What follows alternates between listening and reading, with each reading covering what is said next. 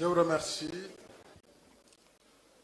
Monsieur le Président de l'Assemblée nationale, Monsieur le Premier ministre, Madame la Présidente du Haut Conseil des collectivités territoriales, Monsieur le Président du Conseil économique, social et environnemental, Monsieur le Haut représentant du Président de la République, le Président du Comité de pilotage du dialogue national, M. Moustapha Niasse, cher aîné, Madame la Présidente du Haut Conseil du dialogue social, Mesdames et Messieurs les ministres d'État, Mesdames et Messieurs les ministres, Mesdames, Messieurs les membres du comité de pilotage, les présidents des commissions, les rapporteurs et les membres de ces commissions, Mesdames et Messieurs les leaders des partis politiques et coalitions de partis politiques, membres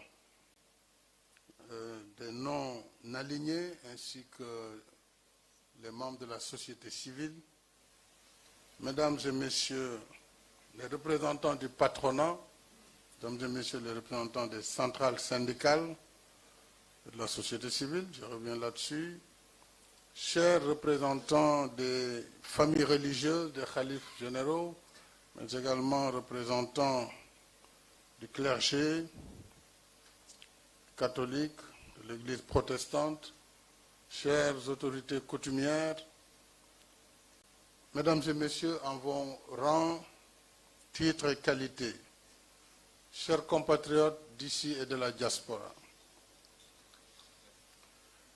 il est des moments où notre commun vouloir de vie commune doit être validé par un nouvel élan, mû à la fois par l'esprit et le cœur de tous ceux qui entendent préserver l'essentiel, c'est-à-dire la forme républicaine de l'État, la paix civile, la stabilité, la sécurité de notre pays et notre modèle démocratique célébré dans le monde entier. Voilà campés les fondements du dialogue national que nous avons lancé ensemble ici le 31 mai 2023. Aujourd'hui, 24 juin 2023, par la grâce de Dieu, nous voici réunis à nouveau pour procéder à la clôture solennelle des travaux animés par des patriotes qui ont entendu placer par-dessus tout les intérêts stratégiques de notre cher Sénégal.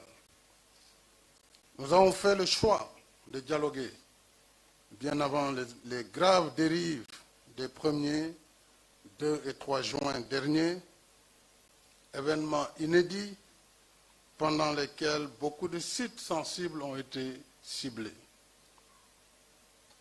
Il y a eu des atteintes graves et des dommages sur les biens publics, sur les biens privés et sur les personnes d'innocents citoyens dont certains ont perdu malheureusement la vie.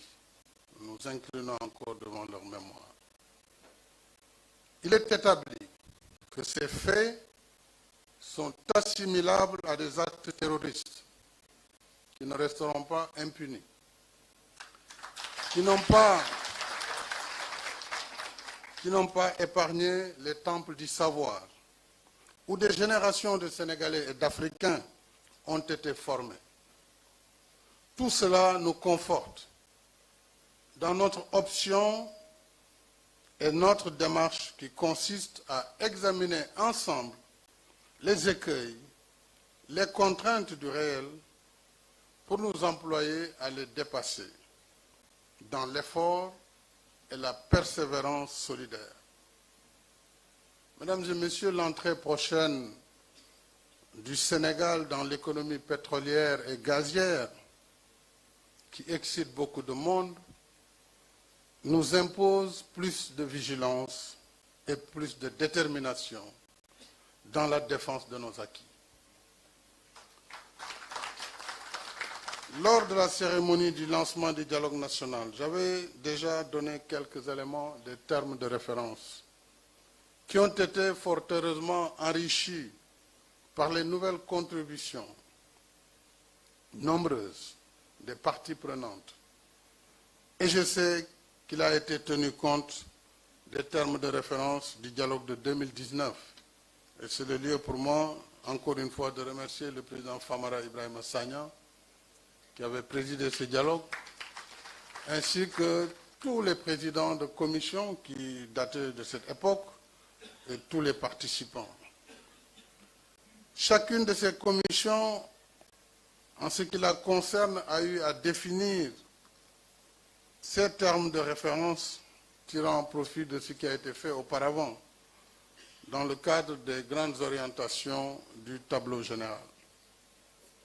Comme mentionné dans le compte-rendu de vos travaux, je voudrais, Monsieur le Président, y revenir tout à l'heure, féliciter d'abord Madame Marie-Angélique Savané pour la brillante présentation qu'elle vient de nous faire. Et je voudrais en même temps la rassurer. Nous n'avons plus de problème d'électricité. Ce qui s'est passé la dernière fois était lié à un incident grave sur la centrale de Bel-Air, alors qu'au moment où je vous parle, le Sénégal exporte plus de 100 mégawatts hors du Sénégal. Et les pannes, malheureusement, ça arrive parfois. Et cela, j'ai été informé de l'extérieur de cet incident qui a plongé en effet la capitale pendant 2 heures dans le noir. Je voudrais vous remercier, vous féliciter et féliciter l'ensemble des présidents des commissions qui ont travaillé d'arrache-pied avec leurs rapporteurs et les membres de leur commission.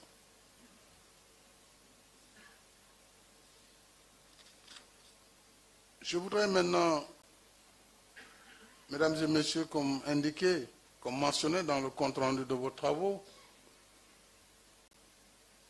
vous avez inclus les résultats, je l'ai rappelé tantôt, obtenus par le dialogue précédent, prolongé et enrichi grâce à la méthodologie fonctionnelle qui a été la vôtre dans la concertation et dans l'échange serein, par-delà les différences dans les approches et les nuances sur les objectifs visés. C'est que vous avez été guidés par les intérêts supérieurs de la nation, intérêts dont vous avez tous eu une compréhension et une conscience aiguë qui méritent d'être saluées. Je voudrais adresser mes vives félicitations au président Moustapha Niasse, aux représentants du président de la République, coordonnateur du dialogue national, qui n'a ménagé aucun effort. Comme il l'a dit, nous avons travaillé dans la confiance, mais aussi dans la transparence. Ce qui fait que j'ai été en effet informé quotidiennement des évolutions et j'ai pu parfois aider à débloquer telle ou telle situation. Et tout cela, vraiment, grâce à ces capacités de grands diplomates qui nous ont permis, en tout cas, d'arriver à ces résultats. Et ces résultats, nous les devons aussi aux acteurs qui déjà ont fait preuve d'une élévation et ont mis en avant les intérêts supérieurs de la nation. Et c'est au mérite du Sénégal. Aucune institution internationale n'est venue pour nous dire qu'il faut dialoguer entre vous. Aucune force étrangère. C'est par le génie propre du peuple sénégalais.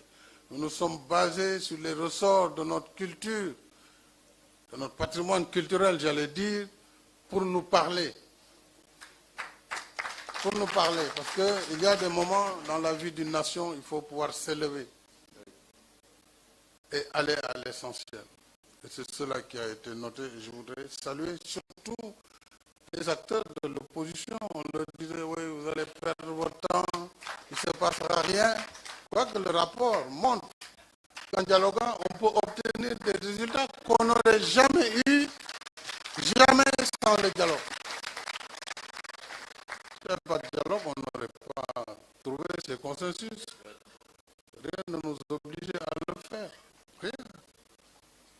Parce que quand on a la majorité, on peut gouverner. Mais la majorité mécanique ne suffit pas. Il faut agir par consensus pour faire avancer les différentes étapes de la démocratie. En tout cas, tout le mérite vous revient, chers leaders de l'opposition, des non-alignés qui ont choisi de ne pas être alignés. C'est comme ça dans la vie. Les gens qui sont là fiers de leur non-alignement. Ce ne sont pas des non-alignés, alignés, j'espère.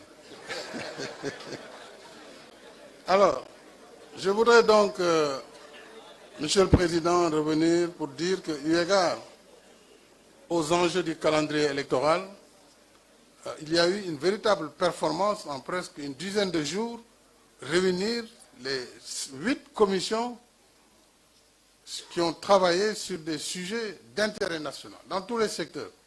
Parce qu'il ne faut pas que le dialogue politique cache le dialogue économique et social, le dialogue sur l'environnement, le dialogue sur les ressources naturelles, le dialogue sur la paix et la sécurité, qui est un enjeu fondamental dans ce contexte actuel, le dialogue sur le sport, la culture, etc., le dialogue sur les politiques publiques et les politiques de décentralisation.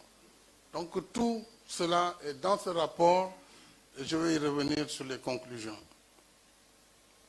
Je dois souligner par ailleurs, Monsieur le Président, qu'aucune contestation n'a été notée de la part des parties prenantes lorsque, à l'ouverture du dialogue, je vous ai choisi, en votre qualité de haut représentant du chef de l'État, pour coordonner le dialogue national. Donc, félicitations à vous, à ceux-là qui l'ont accepté, parce que ça aurait pu nous retarder. Nous avons vu d'ailleurs à la commission politique la difficulté de trouver une personnalité indépendante. Donc, je pense qu'à force de rechercher, nous avons trouvé un consensus pour les dialogues futurs. Je pense que le directeur général des élections peut faire le travail, puisqu'au dernier ressort, ce sont les acteurs qui décident, ce n'est pas la personnalité indépendante, ce sont les acteurs qui décident de faire des consensus ou de ne pas en faire. Au lieu de perdre notre temps sur des personnalités dites indépendantes, parce que c'est ça, dites indépendantes, est-ce qu'elles le sont, elles ne le sont pas, ça c'est un autre débat. Parce que l'indépendance aussi c'est par rapport à quoi et par rapport à qui. C'est un sujet avec un grand point d'interrogation, la question des indépendances.